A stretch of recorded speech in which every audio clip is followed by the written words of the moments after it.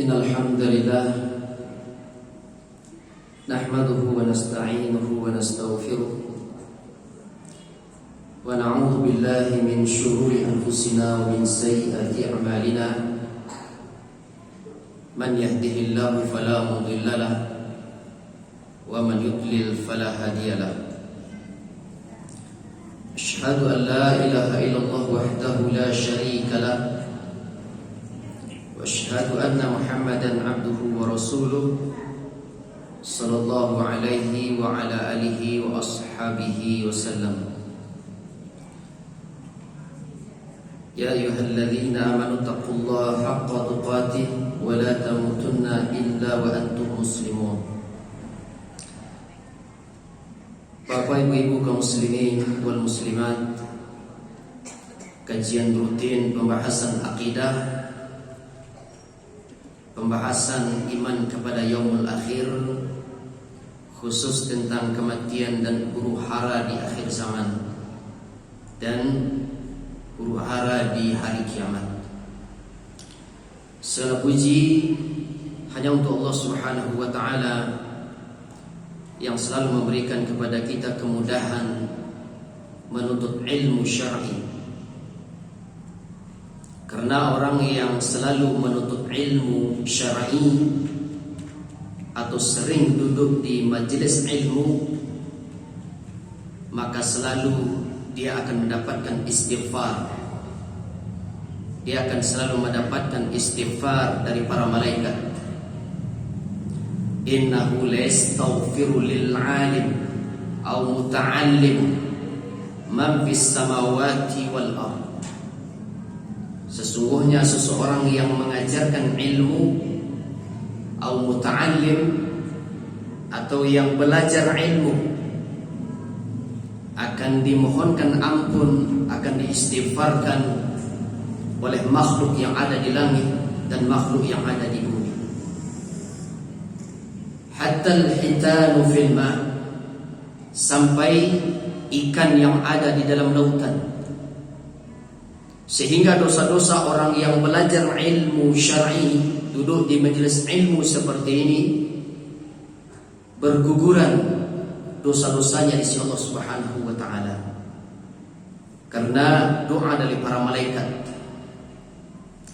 Pada malam hari ini kita kembali melanjutkan pembahasan penyelenggaraan jenazah, khususnya tentang masalah salat jenazah. Malam ini juga tidak akan bisa terbahas semuanya perkara salat jenazah. InsyaAllah masih akan berlanjut pada minggu yang akan datang. Setelah selesai pembahasan tata cara penyelenggaraan jenazah ini, InsyaAllah baru kita melanjutkan kembali pembahasan kematian dan huru-hara di akhir zaman serta huru-hara di hari kiamat. Bapak ibu kaum muslimin wal muslimat rahimani rahimakumullah. Ketika seseorang dari keluarga kita telah meninggal dunia, maka saat itu juga bersabarlah dan jangan niyahah,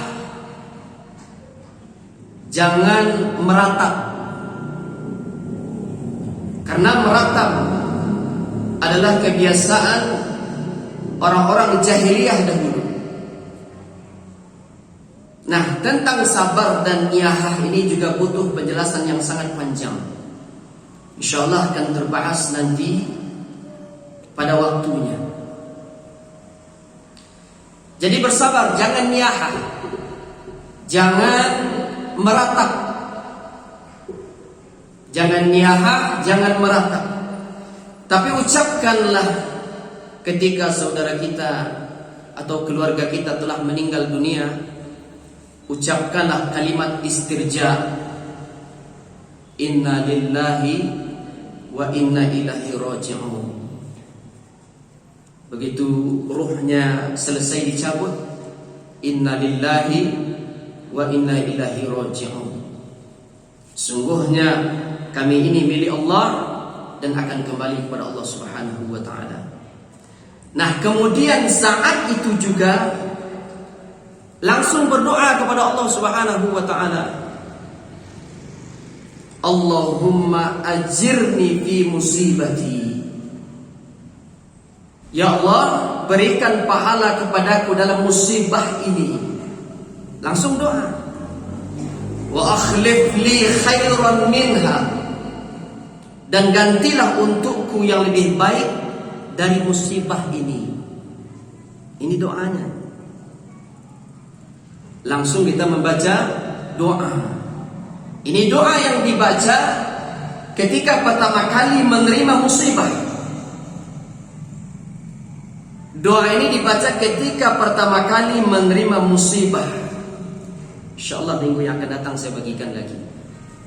Langsung baca doa ini. Kemudian setelah itu kita segera untuk memandikan dan mengkafani jenazah. Bagaimana tata cara memandikan dan mengkafani jenazah? Alhamdulillah sudah kita jelaskan dan kita praktekkan pada hari Rabu yang terdahulu. Arah selesai. Ba'acaru memandikan, ba'acaru mengkafani sudah kita praktekkan di hari Rabu yang terdahulu. Kaum muslimin wal muslimat rahimani rahimakumullah. Kemudian sebelum kita mensolatkan jenazah, ya, sebelum kita mensolatkan jenazah, ada yang perlu disegerakan terlebih dahulu, yaitu membayarkan utang-utangnya. Bayarkan apa? Utang-utangnya. Bayarkan utangnya. Sekalipun harus menghabiskan seluruh harta si mayit. Karena Jabir bin Abdullah radhiyallahu anhu pernah menceritakan, dahulu ada seorang laki-laki meninggal dunia. Lalu kami memandikan, lalu kami mengkafani dan memberikannya wangi-wangian. Kemudian kami meletakkan jenazah tersebut dan kami memberitahukannya kepada Nabi SAW. Kemudian Nabi SAW datang dan melangkah beberapa langkah. Lalu Nabi SAW bertanya, la'alla ala sahibukum dainan. Barangkali sahabat kalian ini masih punya utang. Kata para sahabat ketika itu, iya, dia punya utang sebesar 2 dinar. Berapa utangnya? 2 dinar. 2 dinar itu kira-kira 95.000 rupiah. Berapa? Hanya 95.000 rupiah. Kemudian Nabi SAW mundur. Beliau mundur. Beliau tidak mensolatkan jenazah tersebut. Akan tapi apa kata Nabi SAW? Sallu ala sahibukum. Solatkanlah jenazah sahabat kalian ini. Tiba-tiba ada seorang sahabat yang bernama Abu Qatadah mengatakan kepada Nabi SAW, ya Rasulullah, huma alayya, huma alayya. Ya Rasulullah, 2 dinar itu menjadi tanggunganku, katanya. Orang lain yang membayarkannya. Orang lain yang membayarkannya, bukan ahli warisnya, tapi orang lain. Lalu apa kata Nabi SAW? 2 dinar itu menjadi kewajiban kamu dan dibayarkan dari hartamu. Kata Abu Qatadah, iya. Ya Rasulullah. Kemudian Nabi SAW mensalatkan jenazah tersebut. Disalatkan oleh Nabi. Fasalla alaihi faja'ala Rasulullah SAW. Kemudian Nabi SAW mensalatkan jenazah tersebut. Keesokan harinya, besok harinya, keesokan harinya, Nabi SAW bertemu dengan Abu Qatadah. Lalu beliau bertanya kepada Abu Qatadah, bagaimana dengan 2 dinar itu? Kata Nabi SAW. Kata Abu Qatadah, qad qadaituhuma ya Rasulullah. Aku telah melunasinya wahai Rasulullah. Besoknya. Nyupadian semalam dulu di alam kubur. Saya sudah melunasinya ya Rasulullah. Kemudian apa kata Nabi SAW? Al-an, sekarang ini. Al-ana hina baradat alaihi jilduh. Baru sekarang ini kulitnya, tubuhnya menjadi dingin. Baru sekarang kulit tubuhnya menjadi dingin. Rawi Al-Hakim, Al-Baihaqi dan Ahmad. Karena ruh seorang muslim tergantung dengan hutangnya sampai dibayarkan. Dia tidak gembira dengan nikmat Allah yang seharusnya dia terima. Tidak merasa gembira. Nah, oleh karena itu jangan menganggap remeh masalah hutang piutang. Jangan sampai kita berhutang kecuali betul-betul dalam kondisi darurat. Kalau tidak darurat, jangan sekali-sekali kita punya hutang. Baik diri saya dan kita semua. Tidak ada yang tidak punya hutang. Ini nasihat untuk saya dan kita semuanya.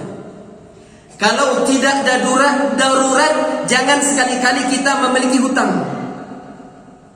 Kalau tiba-tiba ada yang meninggal dunia pada saat dia sedang memiliki hutang, maka ahli warisnya yang wajib untuk segera melunasi hutangnya sebelum jenazahnya disolatkan. Kalau ahlinya mampu, ahli warisnya mampu. Kalau ahli warisnya adalah orang yang mampu. Kalau ahli warisnya adalah orang yang tidak mampu, fakir, miskin, ahli warisnya nggak mampu. Orang yang berhutang itu juga tidak mampu melunasi hutangnya, ahli warisnya juga miskin, fakir.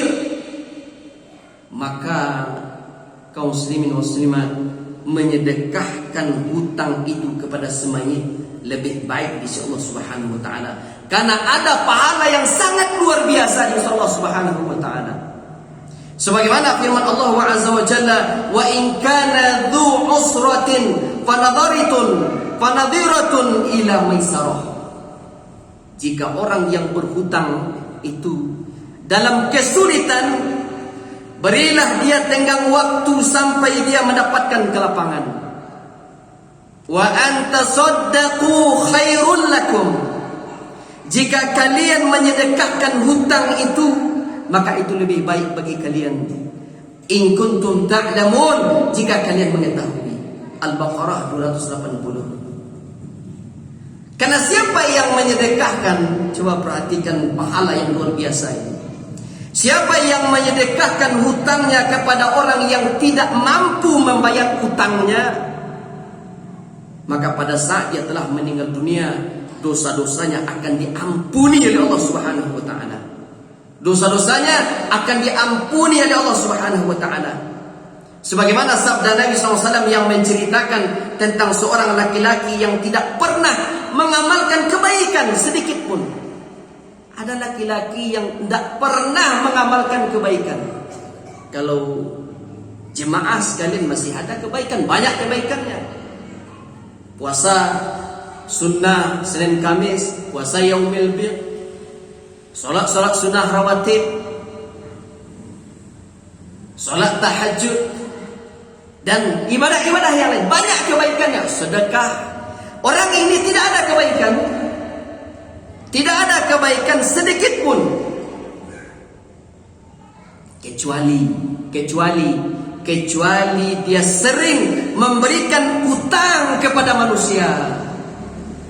Dia tidak punya kebaikan sedikit pun kecuali dia sering memberikan utang kepada manusia. Ketika mau menagih utang kepada orang yang berutang kepadanya, dia mengatakan kepada utusannya, apa katanya? Khudh ma tayassara watruk ma asura wa tajawaz. Ambillah, katanya, tagihlah orang yang mudah, biarkan orang yang susah, dan bebaskanlah orang yang tidak mampu bayar utangnya. La'allallah ta'ala an tajawaz anna, katanya. Semoga Allah, mudah-mudahan Allah mengampuni dosa kita. Dan ketika orang ini meninggal dunia, orang yang tidak punya kebaikan ini kecuali sering berikan hutang kepada manusia, ketika dia meninggal dunia, orang yang biasa memberikan hutang kepada manusia dan membebaskan hutang untuk orang-orang yang tidak mampu membayar hutangnya, maka Allah Subhanahu wa taala berfirman kepada orang ini, hal amilta khairan qattu? Hal amilta khairan qattu? Apakah kamu pernah mengamalkan kebaikan walaupun sedikit? Kata orang ini, tidak ya Rabb. Kamu punya kebaikan tak? Tidak ya Rabb. Kecuali illa annahu kana li ghulamun. Kecuali dahulu aku punya budak. Kecuali dahulu aku punya hamba sahaya. Wa kuntu udainun nas. Kecuali aku pun dahulu punya hamba sahaya, dan dahulu aku selalu memberikan utang kepada manusia. Itu kebaikannya.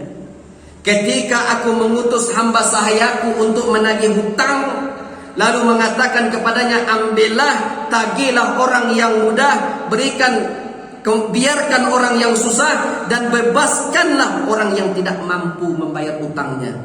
Mudah-mudahan Allah mengampuni dosa kita. Lalu apa kata Allah Subhanahu wa taala? Apa kata Allah Subhanahu wa taala kepada orang ini? Qala Allah taala, Allah berfirman, qad tajawaztu anka. Qad tajawaztu anka. Sungguh aku telah mengampuni dosa-dosamu. Rawu An-Nasai Ibnu Hibban Al-Hakim. Dosa-dosanya diampuni oleh Allah Subhanahu wa taala. Gara-gara dahulu ketika hidup di atas dunia, dia sering memberikan utang kepada manusia. Bahkan dia juga berpesan kepada anaknya untuk membebaskan utang orang-orang yang tidak mampu bayar utangnya. Lalu apa yang terjadi? Apa yang terjadi? Ketika dia dihisab oleh Allah, lihat hadisnya panjang. Ketika dia dihisab oleh Allah Subhanahu wa taala pada hari kiamat, di padang mahsyar, ketika hisab, perhitungan sudah ditegakkan oleh Allah Subhanahu wa taala, padahal dia tidak punya kebaikan. Ketika dia dihisab oleh Allah Subhanahu wa taala pada hari kiamat, padahal dia tidak punya kebaikan kecuali suka membebaskan utang orang-orang yang tidak mampu membayar utangnya. Apa yang terjadi?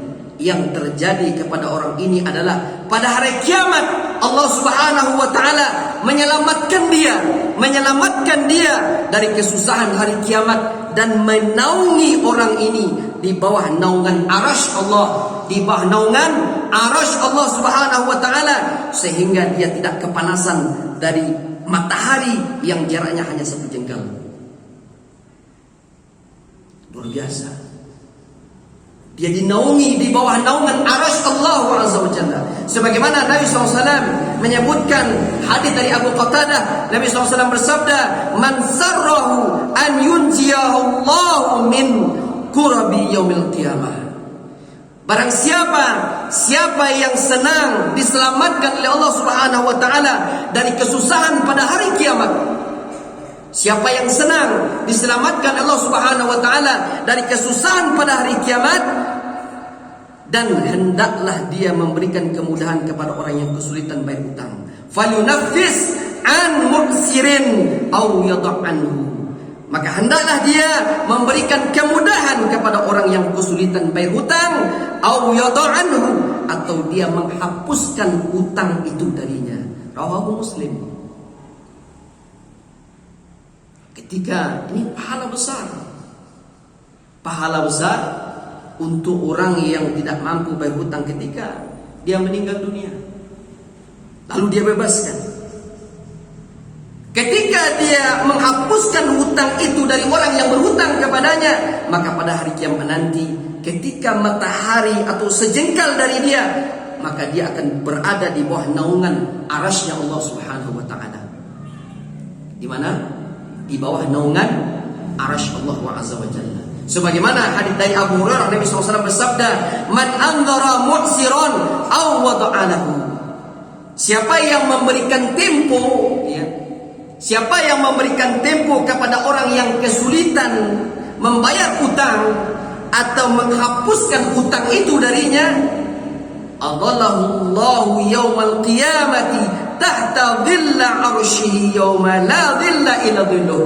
Kata Nabi SAW, siapa yang memberikan tempo kepada orang yang kesulitan bayar hutang atau dia membebaskan, menghapuskan hutang itu darinya, maka pada hari kiamat Allah akan menaunginya di bawah naungan arasy Allah pada hari di mana tidak ada naungan kecuali naungan Allah Azza wa Jalla. Rawahu At-Tirmidzi. Oleh karena itu jemaah sekalian, kalau ada seorang mayit meninggal dunia dalam keadaan berhutang, kemudian ahli warisnya orang yang tidak mampu, miskin, fakir, sehingga dia tidak mampu membayar hutang si mayit, maka menyedekahkan hutang itu kepada si mayit lebih baik di sisi Allah Subhanahu wa taala. Jangan sampai kiki pelit, biasalah nak matilah nyo, biasalah nak bergulung-gulung dalam kubur. Jangan. Ada pahala yang besar. Pahala yang besar ya Allah Subhanahu wa taala. Pahalanya yang sungguh sangat luar biasa. Allah Subhanahu wa taala akan menyelamatkan dia dari kesusahan pada hari kiamat. Lalu dia akan berada di bawah naungan arasy Allah Subhanahu wa taala. Kemudian Allah Azza wa Jalla memasukkan dia ke dalam surga. Begitu juga dengan ahli waris. Begitu juga dengan ahli waris. Jangan dikira ahli waris tidak mendapatkan pahala. Ahli waris juga mendapatkan pahala yang besar ini, karena telah membebaskan anggota keluarganya yang baru saja meninggal dunia dari utang piutang.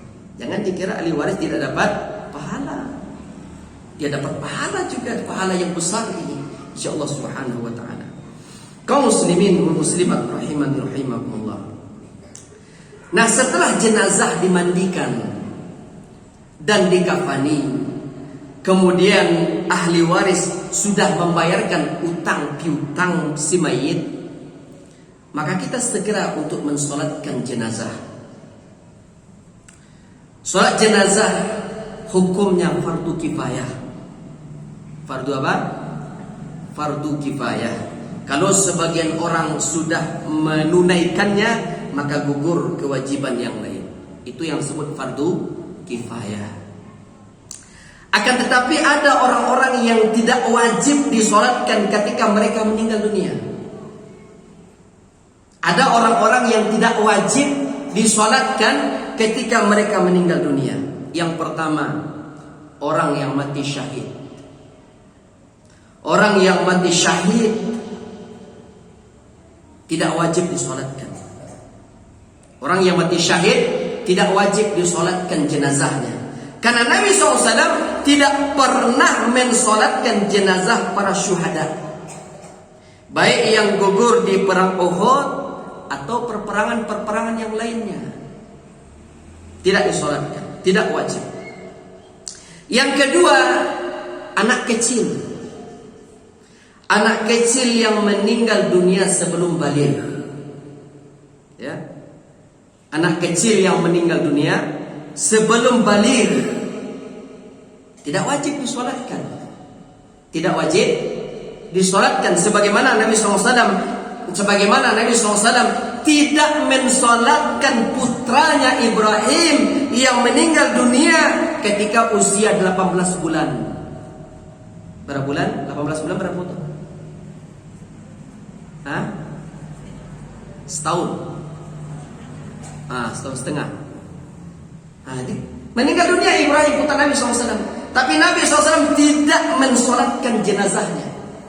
Aisyah radhiyallahu anha mengatakan, mata Ibrahim binun Nabi sallallahu alaihi wasallam wa huwa bin 18 syahran. Kata Aisyah, Ibrahim putra Nabi SAW meninggal dunia dalam usia 10 syahran, 18 bulan.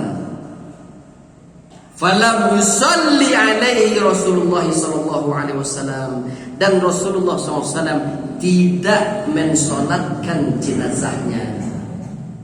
Tak mensolatkan dia Rasul.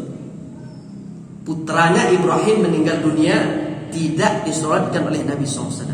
Rawah Ahmad dan Abu Dawud. Akan tapi kalau mau disolatkan, maka hukumnya boleh. Kalau mau disolatkan, hukumnya boleh. Walaupun meninggal dalam keadaan keguguran 4 bulan 10 hari misalnya.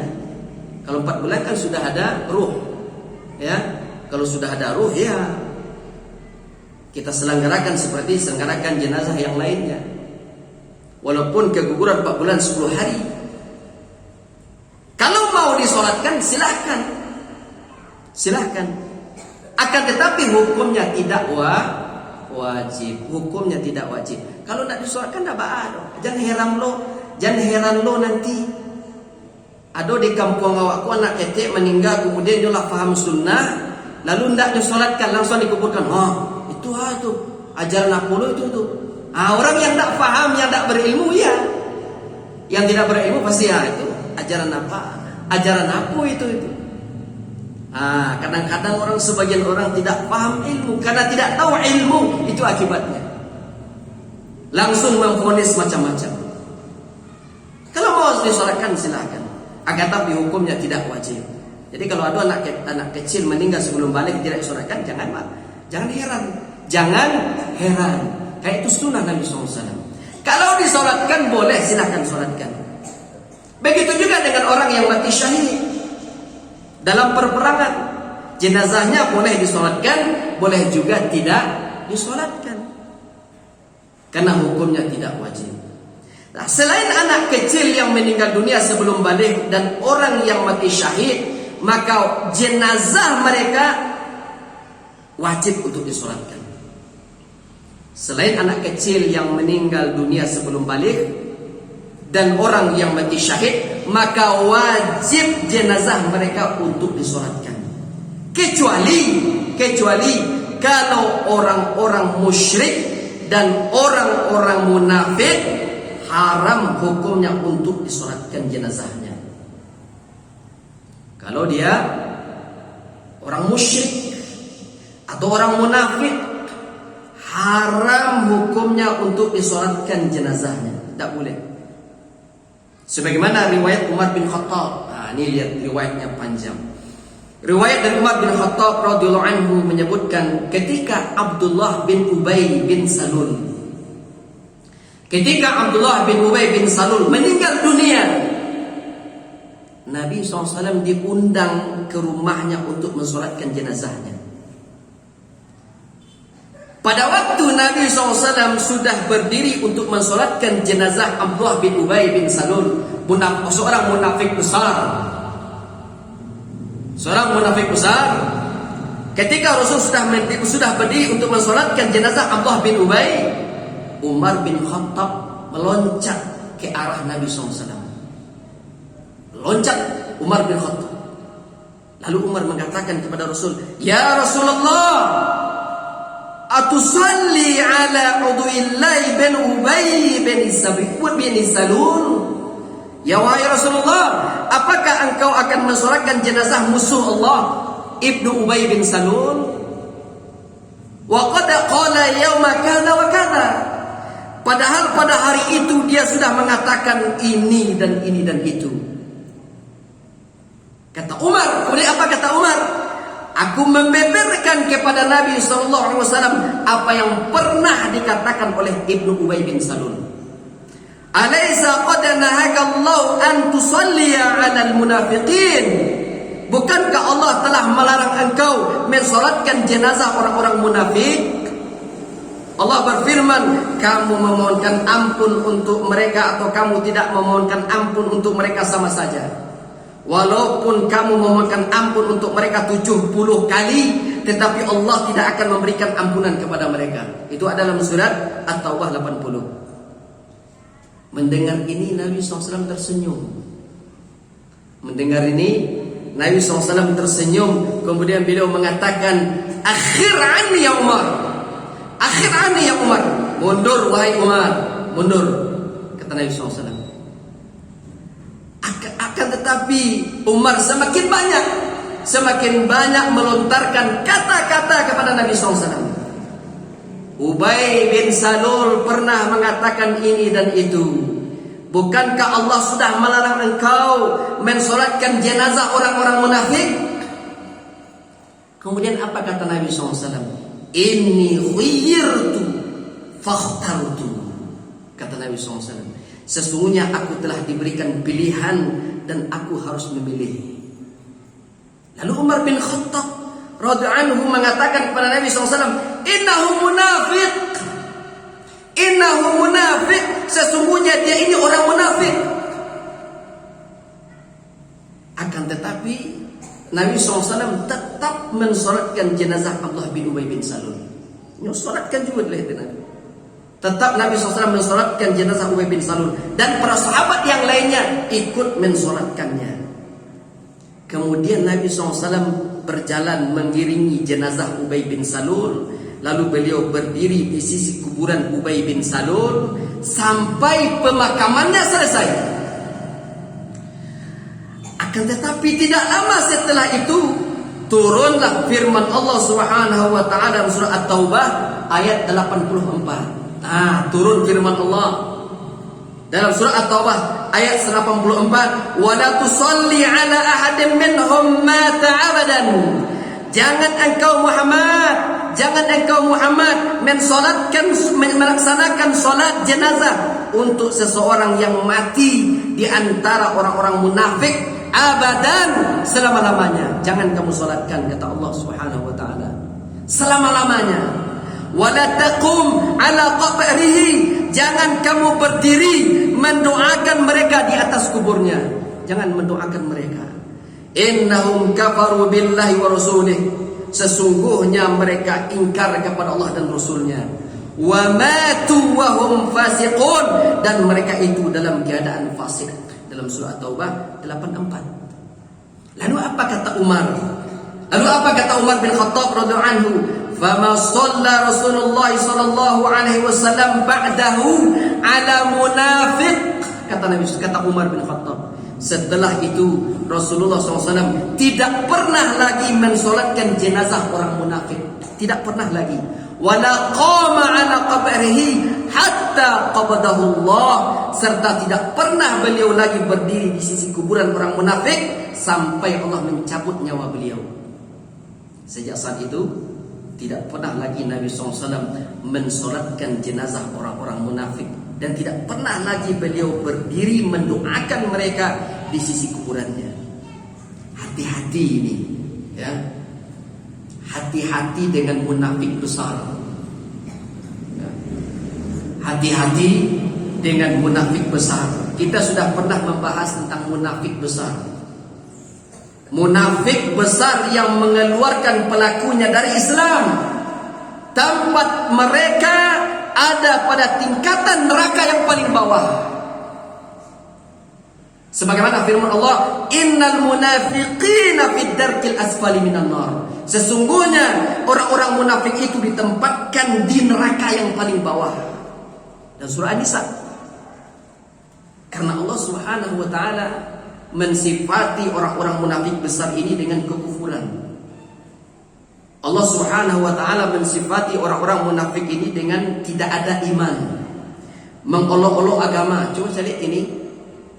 Banyak ngaku Islam tapi mengolok-olok agama. Tuh, ya. Mengolok-olok agama, mencaci maki agama, mencaci pemeluk agama itu sendiri. Banyak kan sekarang. Contohnya, dia olok-olok agama Islam, dia caci maki Rasulullah, Al-Quran gitu. Coba lihat itu. Siapa namanya? Anak Soekarno, Sukmawati Soekarno-Putri, coba lihat. Mengaku Islam tapi suka menghina Islam. Akhirnya apa? Allah bukakan pintu kekafiran kepadanya. Murtad dia. Ini tanda-tanda munafik besar, jelas, nyata. Hati-hati dengan itu. mengolok-olok agama. Ini sifat orang munafik, mencaci maki agama, mencaci maki orang yang mengampalkan agama Islam, cenderung kepada musuh-musuh Islam. Ada orang Islam berkasih sayang dengan orang-orang kafir, bahkan ikut merayakan perayaan orang-orang kafir. Sebentar lagi Natal, tahun baru. Ya, kita ada akidah al-wala wal bara. Nanti kita bahas sekali lagi. Kapan-kapan kita bahas akidah al-wala wal bara. Hati-hati, sebentar lagi tahun baru. Ini orang-orang munafik. Ini bentuk ciri-ciri orang munafik besar. Bahkan para ulama menjelaskan ada empat macam bentuk orang-orang munafik besar ini. Yang pertama, mendustakan Rasulullah SAW dan mendustakan sebagian yang beliau bawa. Itu cirinya, bentuknya itu. Cirinya, dia mendustakan Rasulullah atau mencaci maki Nabi SAW. Kalau sekarang mencaci maki sunnah, membenci sunnah Nabi SAW dan tidak suka dengan sunnah Nabi SAW. Ada orang benci sunnah Rasul, benci dengan sunnah, tidak suka dengan sunnah. Ini ciri orang munafik besar. Ya, hati-hati orang yang tidak suka dengan sunnah, benci dengan sunnah, hati-hati. Yang kedua, membenci Rasulullah atau membenci sebagian yang beliau bawa, sama saja. Kalau sekarang dia membenci sunnah Nabi SAW, tidak suka dengan sunnah Rasul, atau mendustakan sebagian dari sunnah Nabi SAW. Atau ada orang yang merasa gembira dengan kemunduran Islam, mundur Islam senang hatinya. Ya, mundur Islam senang hatinya, tidak senang kalau maju Islam, tidak senang hatinya. Ini ciri-ciri munafik. Ini ciri-ciri dari orang-orang munafik besar. Kalau seorang mati di atas kemunafikan besar ini, maka dia telah keluar dari Islam dan pelakunya berada dalam keraknya api neraka. Kalau mereka meninggal dunia, maka haram mensolatkan jenazah mereka. Tidak boleh. Tak boleh. Jadi kalau selama itu nampak si fulan ini sering mencaci maki sunnah, sering mencaci maki Islam, memerangi Islam, tiba-tiba dia meninggal dunia, tidak boleh mensolatkan jenazahnya. Walaupun kita tidak memvonis, karena memvonis, mentakyin orang per orang itu bukan kerjaan kita. Tak kerja awak dah. Tak lo boleh awak kecil no. Si awak munafik, tak boleh, jangan. Tak boleh. Tak boleh. Kamu sesat, kamu musyrik, tidak boleh memvonis, mentakyin. Karena itu tidak kerjaan kita, itu kerjaannya para ulama. Tapi kalau sudah nampak nyata seperti itu, jangan disolatkan. Dia sudah sering menghina-hina sunnah, sering mengolok-olok agama Islam, tiba-tiba dia meninggal dunia. Jangan, kalau dia meninggal dunia, jangan mensolatkan jenazahnya. Jangan ikut, karena haram, tidak boleh. Begitu juga tidak boleh mensolatkan jenazah orang yang mati di atas syirik besar. Kalau orang yang mati di atas syirik besar, maka mereka adalah orang-orang musyrik. Ada orang mati di atas syirik besar, ini orang-orang musyrik. Dan Allah Subhanahu wa taala melarang kita untuk mensolatkan jenazahnya dan melarang kita untuk memohonkan ampun untuk mereka. Sekalipun itu anggota keluarga kita. Kalau ada anggota keluarga awak terjerumus kepada perbuatan syirik besar, meninggalnya, tidak boleh disolatkan, tidak boleh kita mendoakannya. Sebagaimana Abu Talib paman Nabi SAW ketika menghadapi sakaratul maut, Nabi SAW datang menjenguknya, kemudian menawarkan Islam kepada Abu Talib. Nabi SAW menawarkan kepada Abu Talib supaya mengucapkan la ilaha illallah. Akan tetapi Abu Talib menolak, tidak mau dia mengucapkan la ilaha illallah, sehingga dia mati di atas kemusyrikan. Kemudian apa kata Nabi SAW? Wallahi, demi Allah, la astaghfiranna laka ma lam unha anka. Kata Nabi SAW, demi Allah, Aku benar-benar akan memohonkan ampun untuk kamu selama aku tidak dilarang, kata Nabi SAW. Lalu apa yang terjadi? Saya benar-benar akan memohonkan ampun untukmu, kata Nabi SAW ketika Abu Thalib meninggal. Lalu apa yang terjadi? Kaum muslimin saat itu memohonkan ampun untuk orang-orang yang meninggal dunia di atas kemusyrikan. Dimohonkanlah ampun bagi mereka. Akan tetapi kemudian Allah Subhanahu wa taala menurunkan surat At-Taubah ayat 113. Turunlah surah At-Taubah ayat 113. Maka lin nabiyyi wal ladzina amanu ay yastaghfiru lil musyrikin. Kata Allah, tidak pantas bagi nabi dan orang-orang yang beriman memohonkan ampun kepada Allah untuk orang-orang musyrik, untuk orang-orang yang mati di atas syirik besar. Tidak boleh tidak boleh dimohonkan ampunan, istighfar untuk mereka. Walau kanu uli qurba, sekalipun orang-orang itu kaum kerabatnya sendiri, anggota keluarganya sendiri. Min ba'di ma tabayyana lahum annahum ashabul jahim, setelah jelas bagi mereka bahwa orang-orang musyrik itu penghuni neraka jahanam. Surah At-Taubah 113. Nah, oleh karena itu jenazah orang-orang musyrik atau orang-orang yang mati di atas kesyirikan dan jenazah orang-orang munafik haram hukumnya untuk disolatkan jenazahnya. Tidak boleh. Paham ya? Tidak boleh. Orang yang mati di atas syirik besar, tidak boleh awak mensolatkan jenazahnya. Tidak boleh. Selain orang-orang musyrik dan orang-orang munafik besar, maka jenazah mereka kita solatkan. Selain itu, selain orang-orang musyrik, selain orang-orang munafik besar, maka jenazah mereka kita solatkan. Kalau ada yang meninggal dunia karena dirajam, kemudian dia meninggal dunia, maka jenazahnya kita solatkan.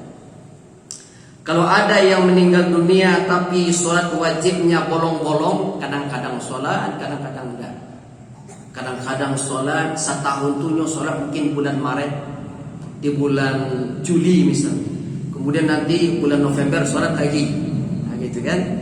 Kadang-kadang sholat, kadang-kadang tidak. Zakat tidak dia bayar, tapi dia masih meyakini sholat ini wajib, zakat ini wajib. Tiba-tiba dia meninggal dunia, maka kita tetap mensolatkan jenazahnya, ya, tetap kita mensolatkan jenazahnya. Tetap solatkan jenazahnya. Kalau ada yang meninggal dunia tapi dia seorang pezina, dia seorang pemabuk, muslim tapi pemabuk, narkoba dan semacamnya, maka jenazahnya kita solatkan. Kalau ada yang meninggal dunia tapi meninggalkan utang, maka jenazahnya kita solatkan. Tetap kita solatkan. Nah, lalu bagaimana kalau ada seorang muslim meninggal dunia di sebuah negeri? Dia meninggal dunia di sebuah negeri, misalnya negeri kafir. Tapi di sana tidak ada satupun orang yang mensolatkannya. Langsung jenazah dikuburkan. Langsung jenazahnya dikuburkan. Maka cara mensolatkannya adalah dengan cara solat gaib. Ada orang di sebuah daerah meninggal muslim, lalu tidak ada orang yang mensolatkannya, tidak ada yang mensolatkannya, langsung dikuburkan karena mungkin tidak bisa, atau ada kondisi lain yang membuat tidak bisa disolatkan jenazah tersebut. Maka cara mensolatkannya dengan cara solat gaib. Tapi ingat, solat gaib itu hanya untuk jenazah yang belum pernah disolatkan. Solat gaib itu apa? Solat gaib hanya untuk jenazah yang belum pernah disolatkan. Kalau jenazahnya sudah pernah disolatkan, maka tidak ada lagi solat gaib. Ya itu ya. Kalau jenazahnya sudah pernah disolatkan, tidak ada lagi solat gaib. Selama ini orang sholat gaib untuk jenazah yang sudah pernah disolatkan oleh kaum muslimin di tempat yang jauh, Selama ini sholat gaib yang dipraktikkan oleh kaum muslimin, mereka mensolatkan jenazah, mereka melakukan sholat gaib untuk jenazah yang sudah pernah disolatkan oleh kaum muslimin di tempat yang jauh. Ini salah. Ini keliru. Ini menyelisih sunnah Nabi SAW. Sholat gaib itu hanya untuk jenazah yang belum pernah disolatkan. Nah itu, belum pernah disolatkan, baru kita sholat gaib.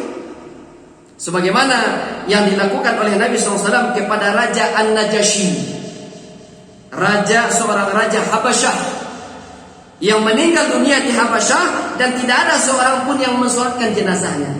Lalu apa kata Nabi SAW? Matal yawma abadun lillahi salihun bighairi ardikum. Pada hari ini hamba Allah yang soleh telah meninggal dunia di luar daerah kalian. Kata Nabi kepada para sahabat, qumu fasallu alaih. Oleh karena itu bangun dan solatkanlah jenazahnya. Kata para sahabat, siapa dia itu ya Rasulullah? Kata Nabi SAW, An-Najasyi, istaghfiru li akhikum, mohonkanlah ampun untuk saudara kalian itu. Kemudian Nabi SAW dan para sahabat, kemudian Nabi SAW membawa para sahabat ke musalla. Ini tempat sholat jenazah. Nabi SAW membawa para sahabat ke musalla. Tahu musalla? Mana? Apa yang musalla dewat? Yang difahami dewat selama hukum? Nabi membawa para sahabat ke musalla. Atau musalla bukan musalla tempat sholat sebagaimana yang kita pahami selama ini. Bukan itu. Musalla yang dimaksud itu tanah lapang atau di luar masjid, tempat pelaksanaan sholat Idul Fitri dan Idul Adha. Itu musalla itu. Sunnah melaksanakan sholat Idul Fitri dan sholat Idul Adha itu di luar masjid. Sunnahnya melaksanakan sholat Idul Fitri dan Idul Adha itu di luar masjid, bukan di dalam masjid, tapi di tanah lapang atau di halaman masjid. Sebagaimana Nabi SAW bersabda, man kana lahu sa'atun wa lam yudahhi. Kata Nabi SAW, barang siapa yang memiliki keluasan rezeki tapi dia tidak berkurban, fala yaqrabanna musallana musalla, maka jangan dia mendekati musalla kami. Kata Nabi, musallana, jangan dia mendekati musalla kami, tempat sholat kami, tanah lapang atau di luar masjid. Rawi Ahmad Ibnu Majah.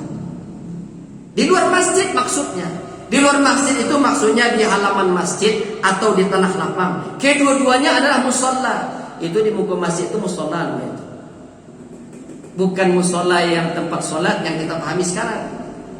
Kalau musalla yang kita pahami sekarang itu masjid namanya, tempat sholat. Kan musalla kan itu penamaan dari segi bahasa di negara kita ini. Salah sebetulnya. Musalla itu juga masjid. Kalau kita masuk ke musalla masih tetap kita sholat tahiyatul masjid. Sama. Jangan dikira masuk musalla ada sholat tahiyatul masjid. Musalla itu masjid. Musalla yang sesungguhnya itu di luar masjid itu musalla namanya, tanah lapang. Tanah lapang biasa di Jumat kadang kita dulu sholat Idul Fitri Idul Adha, itu musalla namanya. Itu musalla, tempat sholat Idul Fitri Idul Adha di luar masjid. Makanya Imam Al-Bukhari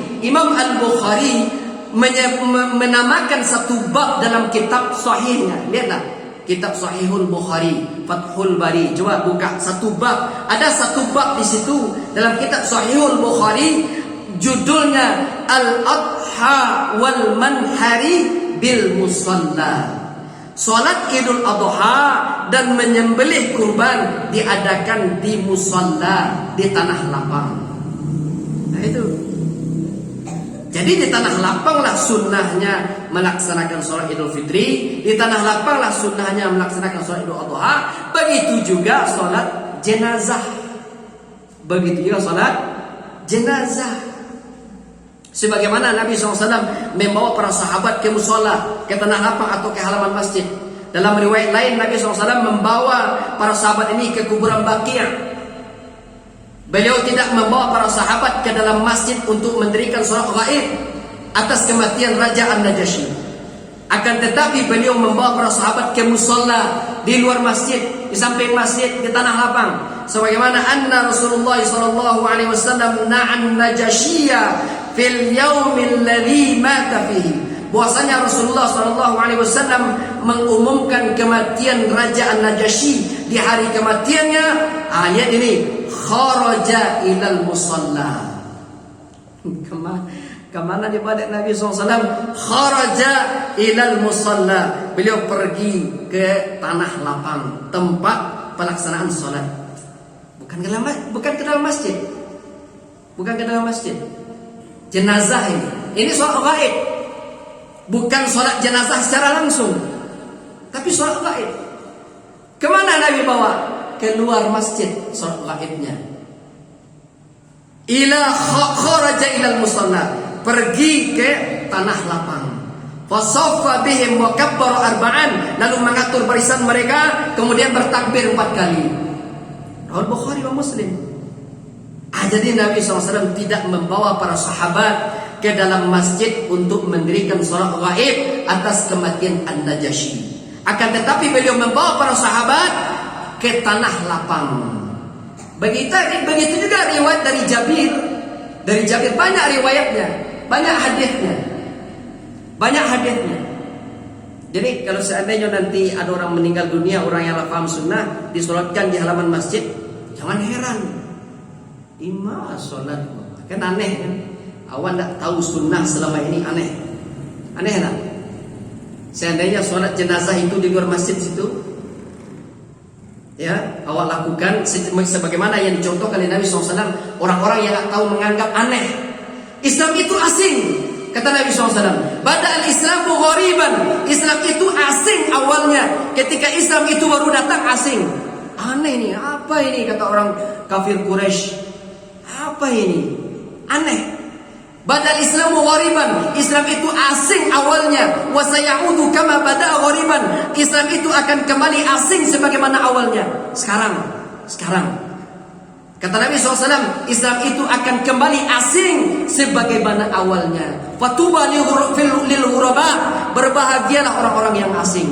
Berbahagialah orang-orang yang mengamalkan sunnah di akhir zaman ini. Orang lain menganggap aneh. Coba awak sholat jenazah di luar masjid, pasti orang menganggap aneh. Padahal itu sunnah Nabi SAW. Nabi SAW tidak mensolatkan jenazah di dalam masjid. Ada dalam masjid ada. Lihat riwayat Jabir. Apa kata Nabi SAW? Kata Jabir, beliau mengatakan, salah seorang dari kami meninggal dunia. Kemudian jenazahnya kami mandikan, kami kafani, dan kami letakkan untuk disolatkan oleh Nabi SAW di tempat jenazah biasa diletakkan. Di mana? Di dekat makam Jibril, di mana Jibril sering memberikan wahyu kepada Nabi SAW. Bukan di dalam masjid. Thumma adzanna Rasulullah SAW bisolati alaihi.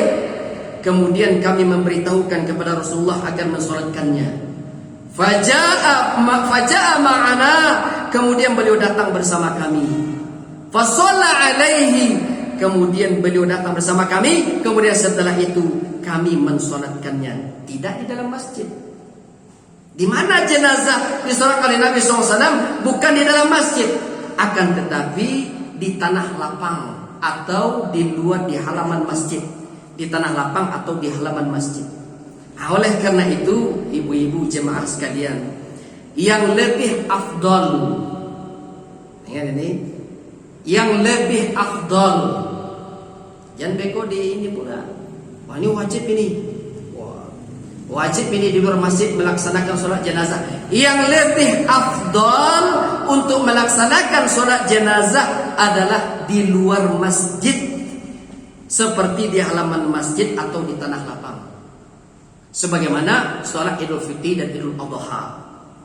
Akan tetapi kalau mau disolatkan di dalam masjid juga boleh. asalkan tidak rutin. Asalkan tidak rutin. Boleh sekali-kali. Nah, ini boleh sekali-sekali. Sebab dari kebiasaan yang rutin dilakukan oleh Nabi SAW, setiap mensolatkan jenazah, Nabi SAW selalu melakukannya di luar masjid. Setiap ada yang meninggal, Nabi SAW mensolatkan jenazah di luar masjid, tidak di dalam masjid. Akan tapi boleh sekali-sekali. Boleh sekali-sekali. Sedangkan di dalam masjid hanya boleh sekali-sekali. Sebagaimana Nabi SAW pernah satu kali cuma mensolatkan jenazah Suhail bin Baida dan saudaranya, sebagaimana yang pernah diceritakan oleh Aisyah radhiyallahu anha. Ini kalau mau ikut sunnah, kalau mau ikut sunnah, ya begitu caranya. Kalau mau ikut sunnah, jadi kalau mau ikut sunnah di mana solat jenazah awak solatkan di halaman masjid. Di halaman masjid. Kalau mau ikut sunnah, bolehkah di halaman masjid? Boleh, sekali-sekali boleh. Tidak salah sekali-sekali. Tapi yang rutin dilakukan oleh Nabi SAW di luar masjid, di halaman masjid, sebagaimana sholat Idul Fitri dan Idul Adha. Faham ya?